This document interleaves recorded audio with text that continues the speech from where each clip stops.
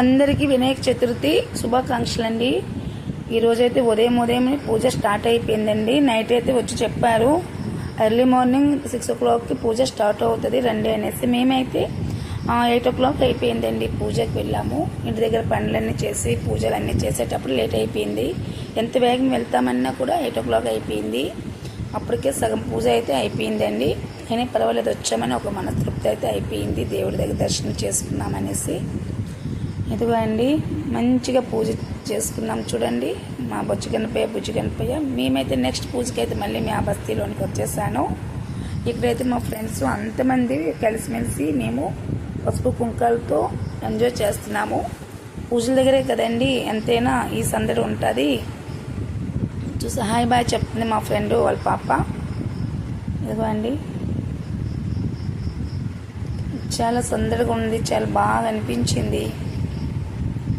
అందరం ఒకే చోట కలుసుకుంటుంటాము. పూజల్లో ఏవైనా రిసెప్షన్ పూజ అయ్యేటప్పుడే కలుసుకుంటాం, ఫుల్గా ఎంజాయ్ చేస్తుంటాము.